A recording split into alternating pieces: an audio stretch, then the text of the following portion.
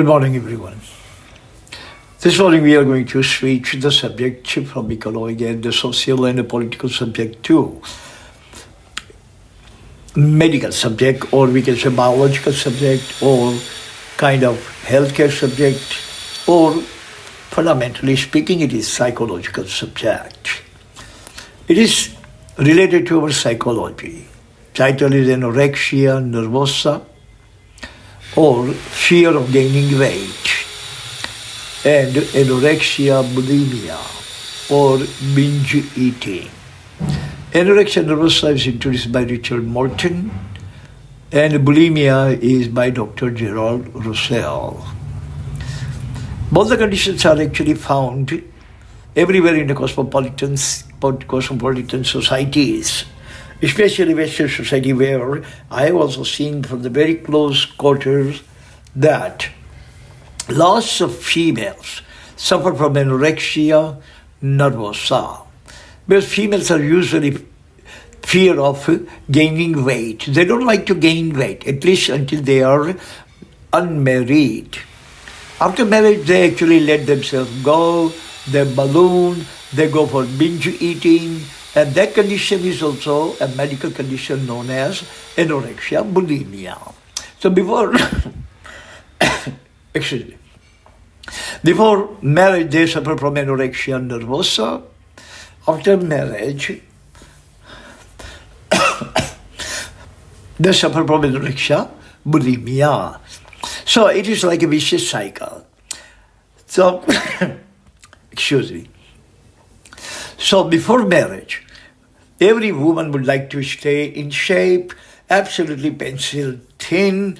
They don't actually like to have any kind of bulges anywhere. They love to take care of their love handles very minutely, very gingerly. They look like a Diana. That is dandy, absolutely fine. It's supposed to be that way. But why they change their psychology after marriage is absolutely unfathomable. Nobody can understand why they switch from anorexia nervosa, or fear of gaining weight, to anorexia bulimia, or binge eating, gain weight, diem per diem, week after week, fortnight after fortnight, month after month. And after marriage, within a couple of years, you are not going to recognize that she is the same woman that she was before her wedding, before her matrimony, or before her conjugal ties. What actually transpires is a psychological condition. Anorexia nervosa, or fear of gaining weight, is also related, linked to our psychological condition, same way anorexia bulimia. Both are eating disorder. Both actually are eating disorder. In anorexia nervosa, we eat very little food. Like Gandhiji has said, you eat your food like your medicine. These ladies do that. They follow Gandhiji very faithfully. They eat their food like medicine. They stay absolutely positively pencil thin. That is psychological condition. In psychology, in their psychology, they want to look the best, find the best husband. And in anorexia bulimia, that is also psychological condition, because all the hunger of food, the salivating food, the attraction and the alluring of the food, the avarice and greed of food that they had been hiding before they were married, they were not eating. Now that hunger has actually came out with a vengeance, came out with a revenge, and they eat and eat like they have never seen the food before. And after maybe a couple of years, they change. They will give, this reason to marriage, pregnancy, childbirth, this, that, and all that. But in the Western country, and neither they suffer from anorexia nervosa to that point, nor bulimia to that extent. Yes, they have touch of both, but not to that extreme extent. I have prepared, 2 points for each, explaining what actually happens. First, we are going to dwell upon anorexia nervosa. Point number one, excessive calorie counting. The spinster girls, means unmarried girls, whenever they sit down on the dining table, they count the calorie. They say, no, I don't want to eat that, this will make me fat. I don't want to eat this will make me fat. I want to eat the salad. I want to eat just chapati. I want to eat just wheat bread without any kind of dressing on it. They count every single thing. They make big fuss about calories, about their body weight, about their looks, about their slender and slim look. To that point that once in a while they would like to indulge in a tasty, excessive, some kind of tasty food. So they go ahead, they eat it. They go out in the hotel and they eat to their heart content. They gobble up probably 1,500 calories. They do that in America also. They love food, so they eat it, take the advantage, take the joy of the food. But as soon as the food is eaten, before the food is metabolized, before the calories are absorbed by our system, what they do, what these ladies do, they rush to the washroom, stick their finger into their throat, they tinker with their food pipe and cause nausea. Nausea is going to turn into vomiting, purging of the food into vomit. Belly goes puke. And whatever the food they have eaten, 10 minutes ago, each and every particle of the food is vomited. They take it out, they purge it out. And before the food turns into weight, turns into calories, before the food is going to give them weight, they are going to expel the food, blackball the food from their system. And in this way, they actually enjoyed the food. But before the food is actually going to give them weight or 1,500 calories, they are going to puke it out. They are going to vomit the food 10 minutes after eating, and the stomach is again clean, absolutely empty. There is no any kind of calories. This way, they eat and they stay absolutely slim and slender. Point number two is phantom fat syndrome. This is a kind of psychological condition, it's a syndrome, it's a malady, psychological disorder. It's called phantom fat syndrome. Let me explain what is phantom fat syndrome. The woman who suffers from the phantom fat syndrome is a woman who is never satisfied with her weight, no matter how low weight she has, no matter how slim and slender the woman is, absolutely thin like pencil, and still she feels that she is too fat.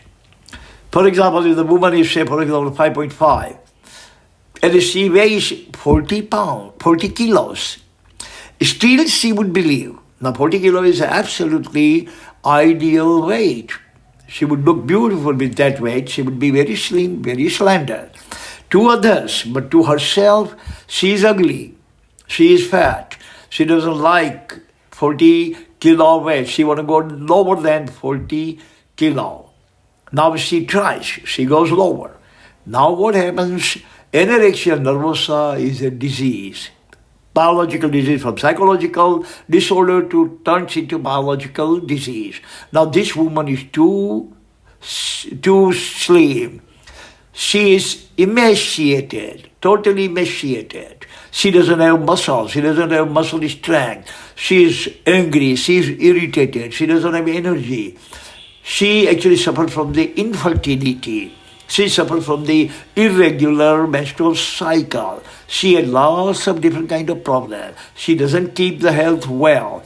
Her mood swings. She is very moody, very emotional. She is angry most of the time because she is hungry. And they say in English language, hungry person is angry person. You don't have ample amount of calorie in your body, if you don't have ample amount of nourishment in your body, you definitely are going to be angry, suffer from the angry bouts. This woman actually would not enjoy her life, would not enjoy her married life. She would not have kid, or even if she had a kid, she has to go through lots of medical procedure, because fat plays a very, very vital role in fertility. If the woman is too thin, she would have lots of problem conceiving or conceiving a baby. So now she is psychologically sick and biologically sick also. So now she runs to the doctor. Because how long you can fight with the melodies? She's not comfortable, she cannot sleep, she cannot enjoy life, she cannot work better. Her performance is also impacted by that. Every single thing is adverse, her life is adverse, friends are adverse, society is adverse. She doesn't enjoy anything. So finally she decides to go to the doctor, and she goes to doctor, and doctor tells her that you are suffering from anorexia nervosa. You should eat ample amount of food, not too much, not too less, but ample amount of food. You should keep your weight according to your ideal weight principle. Like if you are 5.5, then your weight must be between 45 to 50 kilos. Now, she starts taking good meals to raise her weight. Now, what actually happens is this. Now she cannot control food eating. She turns into binge eating. She eats 4 or 5 meals. Now she is eating hamburger, and a pizza, and a puff, and all kinds of garbage. Now she suffers from the horse hunger, which cannot be satisfied. Horse hunger. Horse hunger means eat, and eat. Now what happens? Previously she was underweight. Now she is getting overweight. You see the cycle? That is called emotional vicious cycle. Previously she was suffering because her weight was too low. Now she started suffering from the idea that her weight is too high. So she actually started eating. Number 2, excessive weight gain and obesity. Eventually, previously she was absolutely thin and absolutely sickly thin, sickly slim. So now doctor told her that you have to eat some food, otherwise you are going to aggravate your condition, you cannot have a baby, you are going to have lots of other problems, you are going to go into chronic depression, clinic depression, manic depression, so you better eat. So she started eating. Now as soon as she started eating, she could not control. Now she is actually getting into excessive weight gain, and she is turning into obesity. That becomes anorexia, bulimia. So when you are too thin, you're 20-25%, 30% lower than your ideal body weight, you suffer from anorexia nervosa. Now your body weight is 25 to 30% overweight. You are suffering from anorexia, bulimia. So that is why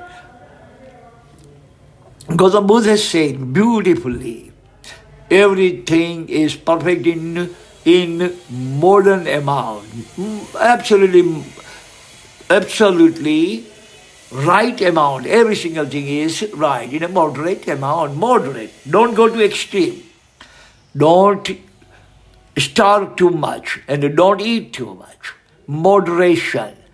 According to Gautam Buddha, moderation is the best concept. Moderation is the best mantra. Moderation is everything. Excess is bad. Extremes are also bad. You don't cut down on your food to look good and suffer from the anorexia nervosa. And don't go for binge eating. Like I gave you the example earlier that before marriage, all the ladies are suffering from anorexia nervosa. After marriage, they suffer from anorexia, bulimia. That is not a smart thing to do. No extremes. Every single thing in moderation is the best. I'm not telling that everything is moderation is the best, but the Buddha has said it. So thank you very much for listening. That's all the time we have. Practice. Whatever you listen over here, whatever you write, whatever you read, is all for our practical knowledge. We have to put in practice. We have to use it or lose it. See you again next time. Until then, God bless everyone on this planet. Amen.